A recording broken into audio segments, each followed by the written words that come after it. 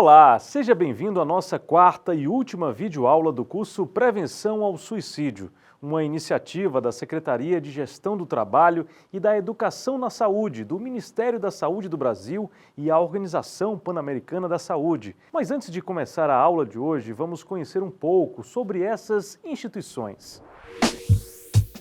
A Secretaria de Gestão do Trabalho e da Educação na Saúde, SGTS, é responsável por formular políticas públicas orientadoras da gestão, formação e qualificação dos trabalhadores e da regulação profissional na área da saúde no Brasil.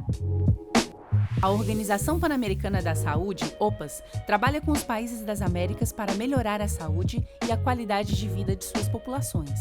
Fundada em 1902, é a organização internacional de saúde pública mais antiga do mundo. A Fundação Demócrito Rocha foi criada em 1985 com a missão de contribuir para a promoção do desenvolvimento humano, por meio da educação, da cidadania e da produção cultural. A FDR disponibiliza diversos cursos técnicos, de extensão e cursos livres, que têm alcançado milhares de alunos em todo o Brasil, como este que você tem acesso agora. Então, vamos nessa! Depois de todos os conteúdos que você já viu em nosso curso, hoje vamos nos dedicar a compreender as ações efetivas que podemos tomar nessa luta. O suicídio é um fenômeno complexo, por isso, Estado, família, escola e sociedade precisam atuar em conjunto. Hoje vamos falar sobre prevenção, proteção e pós-venção ao suicídio. O comando da aula de hoje é com o psiquiatra Dr. Antônio Geraldo da Silva. Na videoaula de hoje, prevenção, proteção e pós-venção ao suicídio. Meu nome é Antônio Geraldo, eu sou médico psiquiatra, sou presidente da Associação Brasileira de Psiquiatria, sou presidente da Associação Psiquiátrica da América Latina e coordenador nacional da campanha Setembro Amarelo. Eu vou falar para vocês um pouquinho sobre prevenção, proteção e pós-venção ao suicídio. A tentativa de suicídio é uma emergência médica. E a tarefa é para ser resolvida por muitas mãos, devendo envolver governo, profissionais especializados, sociedade e família. Todos devem se unir para a adoção de estratégias de identificação precoce, prevenção e intervenção. Uma grande barreira ao tratamento e à recuperação dos pacientes com transtornos psiquiátricos é o estigma, gente. O preconceito. Evidências sugerem que os fatores que influenciam no atraso do tratamento incluem o desconhecimento sobre os aspectos das doenças mentais e a discriminação que existe em relação aos doentes mentais. Conhecer os fatores de risco associados aos transtornos mentais e ao suicídio podem ajudar a prevenir o suicídio. Os fatores de risco podem ser divididos em categorias como condições de saúde, condições socioeconômicas e aspectos psicológicos. Como condição de saúde, temos a presença de doenças mentais como depressão, transtorno bipolar, uso e abuso de álcool e outras drogas e outras substâncias, transtorno de personalidade, esquizofrenia. Bom, tem mais, mas esses são os mais prevalentes. A associação de doenças mentais aumenta o risco. O que é isso? É quando há duas doenças mentais juntas. Isso aumenta o risco ainda mais de cometer o suicídio. Isso é possível? É sim. Por exemplo, é um bipolar e que faz uso de drogas. Se associou a duas doenças. Doenças físicas, como doenças orgânicas incapacitantes, também é um problema. Dores crônicas, doenças neurológicas. E aí entra epilepsia, Parkinson, Huntington, trauma medular, tumores malignos, AIDS. São doenças físicas associadas com doenças mentais também, então, pioram o prognóstico. Quanto aos aspectos socioeconômicos, nós temos assim, aspectos sociais, gênero masculino idade entre 15 e 30 anos e acima de 65 anos. Não ter filhos, moradores de áreas urbanas, desempregados ou aposentados, isolamento social, solteiros, separados ou viúvos. Populações especiais que nós temos: os indígenas, adolescentes e moradores de rua. Quanto aos aspectos psicológicos, perdas recentes de parentes e ou amigos, pouca adaptabilidade às questões da vida, que as pessoas chamam de resiliência, personalidade impulsiva, personalidade agressiva ou uma personalidade de humor instável. Ter sofrido abuso físico ou sexual na infância também é um fator negativo. Desesperança, desespero e desamparo também são fatores negativos. O que é importante lembrar que é o seguinte: os transtornos de humor e aqueles decorrentes do uso e abuso de substâncias psicoativas são os principais responsáveis pelo alto índice de suicídio. Mais ou menos 36% a 37% de quem suicida tem transtorno de humor. Mais ou menos 22% a 23% de quem suicida fez uso ou abuso de substâncias psicoativas. Quando falamos em proteção ao suicídio, estamos falando dos fatores que diminuem o risco dele acontecer. Integração social, crenças e acesso a serviços de saúde mental são algumas dessas ações. Para prevenir, é preciso conhecer. Então, vamos nos aprofundar ainda mais sobre o assunto. Em relação aos fatores de proteção, são aqueles fatores que diminuem o risco de suicídio. É muito importante aumentar os fatores de proteção, né, subir os fatores de proteção, para reduzir o risco de suicídio. O que tem que fazer? Inserção e integração social, suporte familiar, crença religiosa, aspectos culturais, a etnia, que pode ser trabalhada para a redução dos preconceitos, estilo saudável de vida, como, por exemplo, bons hábitos alimentares, não uso de álcool ou drogas, prática de atividades físicas, entre outras coisas que você pode fazer. Ter autoestima elevada protege. A ausência de doença mental protege. Então, se aparecer o primeiro sintoma, faça intervenção precoce, cuide-se, trate, procure ajuda. Mas para isso é preciso ter acesso a serviços e cuidados de saúde mental. Uma relação terapêutica positiva com seu psiquiatra, seu psicólogo, com seu médico. Gravidez, é bom que seja desejada e planejada, que protege contra o suicídio.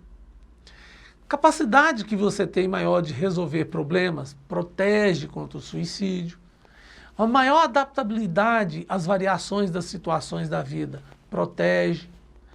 Ter informação e conhecimento adequado sobre o tema, protege. Por isso nós estamos aqui, para falar para você aprender, e você vai se proteger e proteger também os outros.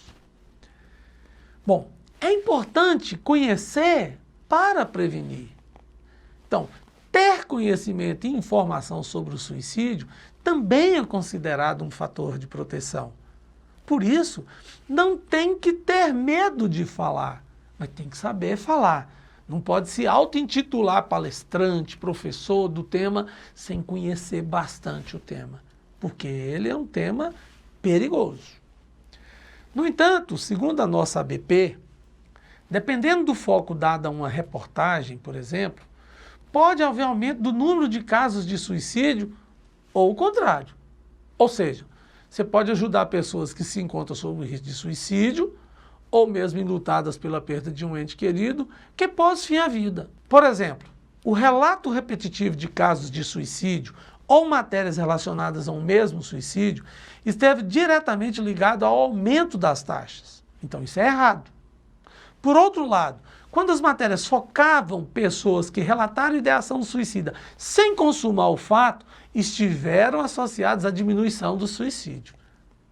Então você tem que saber dar informação. Falar sobre superação de adversidades pode ajudar a prevenir. Neste contexto, sugere-se que Ao noticiar um suicídio, a reportagem deverá ser discreta e cuidadosa com os enlutados. Nunca divulgar os métodos, jamais, em tempo algum. Tal local, tal isso, tal aquilo. Não, não, não, não. Fez assim, fez assado, jamais. Nunca divulgar as imagens e nem local onde foi realizado. Não pode simplificar o ato. Esse ato é horrendo, ele não pode acontecer. Não pode simplificar o ato ligando-o a uma única causa. Evitar depoimentos e explicações de primeira hora. Isso é uma furada, é erro certo. As pessoas próximas podem ter sentimentos contraditórios devido à perda por suicídio. E você tem que respeitar e cuidar. Sempre incluir nas reportagens que o suicídio é passível de prevenção.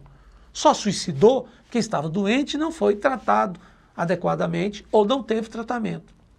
Citar características dos principais transtornos mentais, doenças mentais relacionadas ao suicídio. Informar sobre a possibilidade de tratamento eficaz, seu impacto sobre as pessoas, além de divulgar endereço onde buscar ajuda. O melhor endereço e o mais fácil é ligue para o SAMU para as tentativas. E para buscar ajuda tem que chegar a um profissional especializado da área. Então, médico primeiro, pela emergência, e dali o médico triar para um médico psiquiatra ou para um psicólogo. Vai depender de caso a caso. Não se deve enaltecer nem mostrar como um ato de coragem e heroísmo. Jamais. Suicidar não é um ato de coragem, não é um ato heróico. Está errado. Cuidado para não atribuir um valor positivo ou solucionador. Sempre há outra opção. Na avaliação de risco do suicídio, todas as pessoas que apresentam ideação suicida devem ser avaliadas por um médico psiquiatra. Esse é o ideal. Esse é o mundo ideal. É que chegue até o médico psiquiatra. Como a mulher grávida chegar a um ginecologista. Como alguém que tem deficiência visual chegar ao oftalmologista. É assim que funciona. Somente ele, presencialmente, poderá fazer o diagnóstico correto de uma doença mental. Avaliar com maior especificidade o risco e orientar o melhor tratamento. Normalmente vai ser desenvolvido junto de uma equipe multiprofissional. Se agir de forma interdisciplinar, esse é o melhor dos mundos. Tratar a doença mental que está causando risco suicida, evita-se muitas mortes. Morre porque não tem acesso a tratamento, não consegue ser ajudado. Características e dinâmica do atendimento do risco de suicídio. A pessoa que apresenta ideação suicida cursa com distorção das avaliações a respeito de si e do seu contexto. Os medos ganham proporção muito maior do que esta mesma pessoa experimentaria em idêntico contexto se não estivesse com os pensamentos distorcidos. Então, só tem aquele pensamento porque está distorcido. A alteração do pensamento trará à tona medos próprios daquele indivíduo. São existentes segundo a personalidade, experiências vividas e contexto sociocultural. Uma pessoa em crise provavelmente apresentará problemas que, sob o ponto de vista dele, são de difícil solução. Durante a abordagem da crise, o profissional da educação deve auxiliar o jovem a retomar percepções da realidade dentro do possível e, junto com ele, construir alternativas de enfrentamentos baseadas nas proposições apresentadas que ele apresenta. Lembrar-lhe que já enfrentou e superou outras dificuldades, ou perguntar como foi que resolveu algum outro problema que parecia difícil de resolver, pode ajudar o jovem a perceber maior autonomia e reduzir a tensão, enquanto você corre e leva ele depois para atendimento especializado, né? A busca de soluções deve ser colaborativa e não impositiva. Quando houver dúvidas sobre o que falar, apenas ofereça escuta e confirme sua presença em alguns momentos com frase como: Eu estou aqui com você. Eu estou ouvindo tudo. Eu estou do seu lado. Eu quero te ajudar. Eu vou te ajudar.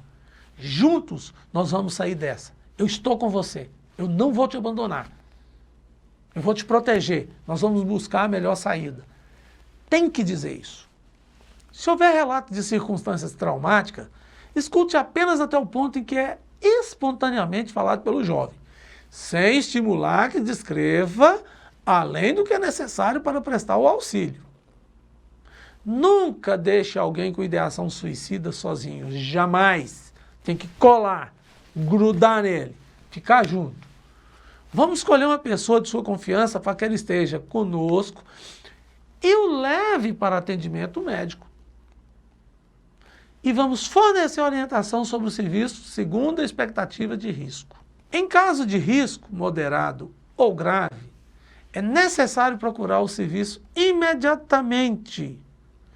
Quando não é possível chegar ao atendimento de emergência por meios próprios, deve-se solicitar apoio do SAMU 192. Se existe condição que exija notificação, o conselho, se é tentativa, exige notificação. Então, o profissional do serviço vai ter que fazer a notificação. O conselho tutelar, já que é menor, deve ser informado. Não pode brincar com isso.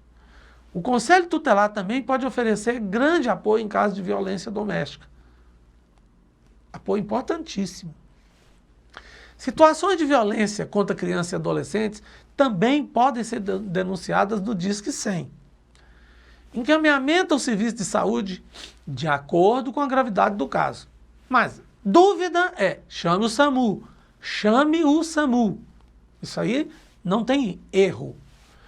Lesões de moderadas a graves ou intoxicação com intenção suicida, primeiro é SAMU.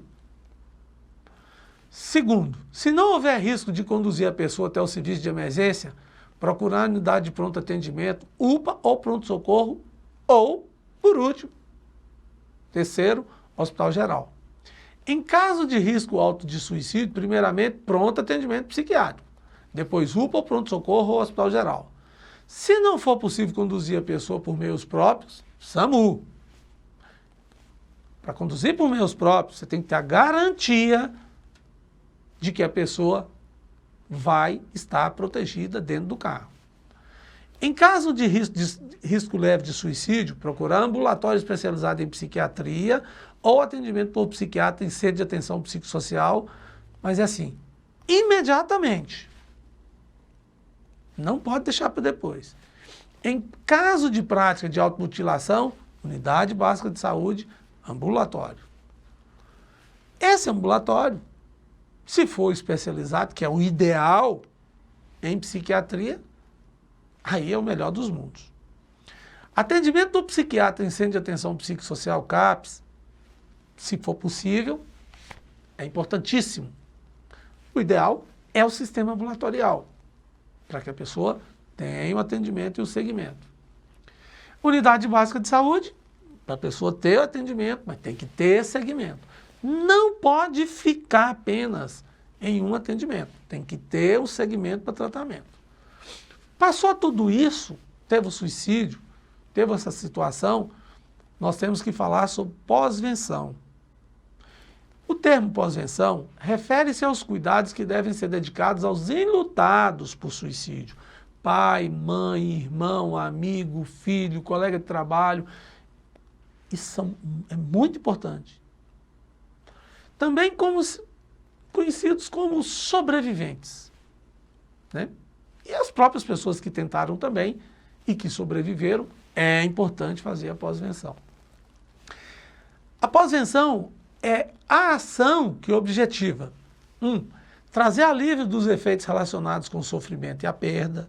2, prevenir o aparecimento de reações adversas e complicações do luto.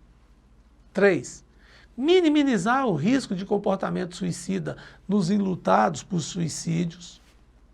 4, promover resistência e enfrentamento em sobreviventes. Aqueles que passam por um episódio de suicídio, também chamados de enlutados por suicídio, precisam de cuidados também. A pós-venção se refere a esse tipo de trabalho, com familiares, amigos, colegas de escola e trabalho. Vamos entender agora como lidar com essas pessoas. Dentre as emoções e sentimentos mais comuns apresentados pelos enlutados por suicídio, pode-se citar negação, raiva, solidão, impotência, ansiedade, culpa, vergonha, rejeição e tristeza. Essas emoções e sentimentos, por sua vez, não devem ser negligenciados ou negados, pois isso representa um fator de risco para outro suicídio na família ou entre os amigos.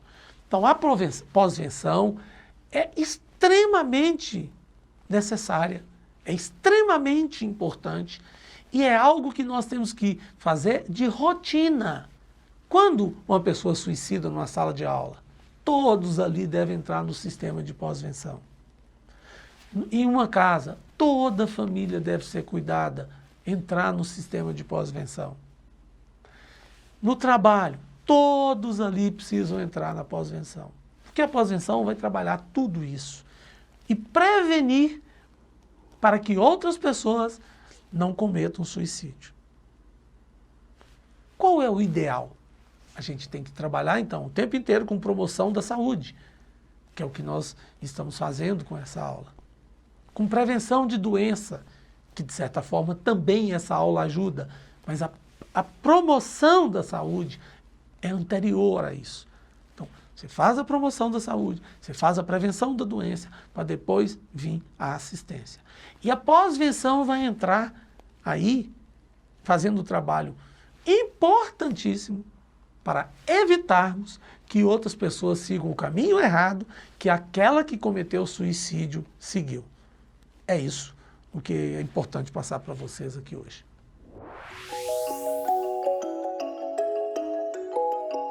É hora da revisão.